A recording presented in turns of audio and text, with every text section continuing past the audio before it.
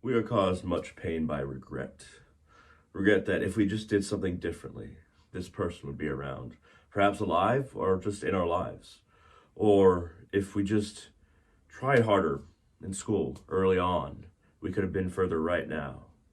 Or, man, I really wish I didn't get hooked on alcohol or drugs. Or started thinking a certain way that really led me down a dark path for a long time. There's a lot of things that we can regret, and there's a lot of regrets that every single person has. So, how destiny ties into this is we don't know what our fate is, what our destiny is until an event has already happened, until the past is already the past. Before the past is the past, anything could be our destiny, our fate. The majority of people, I think, don't believe in destiny. That there's some kind of thing that was always going to happen. But I kind of look at it like this: the gods or God, or spirits, however you want to view it, sees our lives as a flat circle. Time doesn't work the same way for them. So they see our lives as a flat circle, and they see what we're going to do, but they don't make us do anything in particular. And our soul was always anchoring us and pulling us a certain direction. Now, the destiny of a certain lifetime, it may end up not being a great life for that lifetime, but the soul learns. Even through pain, the soul learns. Yet, it's very important to not become complacent, or to not just go through the movements of life, acting like you're living, or acting like you're enthused to be around, or just saying you're happy when you're not really happy. Don't just go through the motions and think that, okay, whatever is going to come to me is going to come to me. I just have to wait and be patient. You have to actually act and make things happen. Now, whatever you do will end up having been destiny. So destiny is kind of irrelevant in our everyday actions, in our efforts. But we can also be destined to actually change our lives. Things don't just come to us. We have to make them come to us.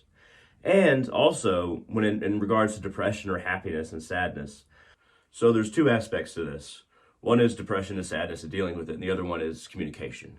So, in regards to depression and sadness, if we don't deal with our inner troubles, in our happiness or our depression, if we don't deal with that internally, it actually sends a low vibration out into the world. Our internal energy, if we don't write it, if we don't actually deal with the problems that we have within, we're actually constantly sending out this disharmonious energy out into the world. Even if we don't say anything physically, even if we don't do anything negative, if we're depressed or we're sad, we're sending that energy out into the world all the time. We're kind of like little radio towers that are just sending out these vibrations all the time. And it has a disharmonious effect on the world. So that's why it is everyone's both duty and honestly should be joy in trying to solve the inner sadness and depression. That's one aspect of it. The other aspect is communication. So they kind of feed off of each other. The second aspect being communication is that if you communicate with yourself very well on all levels, if you tell yourself the truth and don't lie to yourself, you're more likely to find solutions and to be able to work through your sadness or depression. Also, if you communicate with other people. So one thing about forming friendships or romantic partners or just good family relationships, if you're communicating well and you're open about what's going on with you, you're honest with other people, you're honest with yourself, and you're just laying it out there, and it's okay to not be okay. If you're being honest, and you are trusting in other people that perhaps they can help you, or you're just communicating your inner state so that it's not locked away and it's not vibrating with this low vibration that gets lower and lower and becomes more, it has a worse and worse effect on the world. So getting it out there, communication. If you're communicating with people in your life and you're being honest with them, and just being honest about not knowing what to do is another good thing to be communicatory about. You'll find that if your individual relationships are harmonious, your inner being will be harmonious, and the energy that you put off will create greater harmony in the world. So once again, you're always putting off energy whether you like to or not. If you're depressed and you're sad, you're putting off this disharmonious energy. Communication is a great way to break that barrier and to bring the inner turmoil and the inner pain, and to help harmonize it by communicating with others.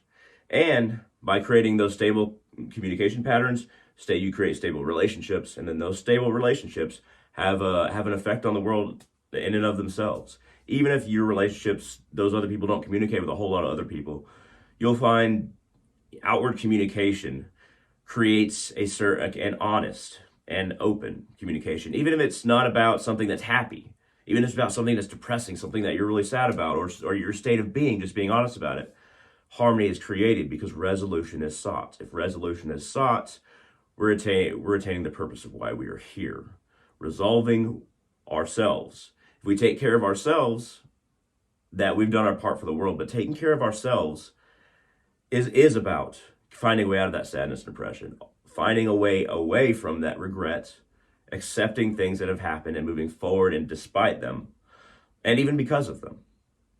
And the communication, of course, makes a more harmonious world in and of itself, by creating those harmonious ties through harmonious communication, honest communication.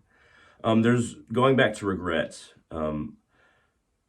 It might be beneficial to look at the past and say, everything needed to happen this way. It's very beneficial, but keep in mind, once again, you have to act in your own life.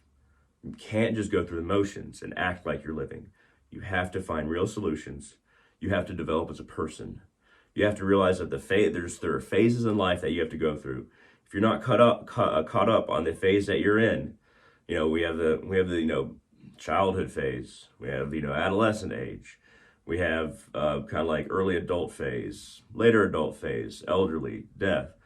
You don't have to use your society's concept of these phases or where you should be at in them, but make sure you're moving forward. Make sure you're not grasping at phases that were before and trying to regain those experiences, because that is playing into a negative form of regret. You're trying to become something that you are no longer and that you have to move beyond. And it's not just about capturing old memories. Sometimes it's about capturing old idea forms. Sometimes the story we tell ourselves about ourselves needs to change because maybe an incident or multiple incidences that will really form the way we talk to ourselves about ourselves, or the story that we tell other people, happened a really long time ago. And they should no longer be foundational for our life past a certain point. After many years, we got to start making new stories to tell about ourselves and to other people. Otherwise, we're in the husk of an old story that we've outgrown and we just don't know it yet. So moving past the things that we regret play into the story that we tell ourselves about ourselves. We have to move past it. Going beyond regret will actually create a more harmonious world, and we will become actors in our own lives, perhaps again, or maybe for the first time ever. Anyway, this has been a little bit of a rant on regret and happiness and connection, and how we can make the world a more harmonious place by getting past regrets and forming more harmonious connections, and just really being honest with people, sending out the right kind of energy by truly resolving what is within, with the aid and in companionship with others. Thank you very much for watching. I hope this was interesting, and I want all of you to have a wonderful day.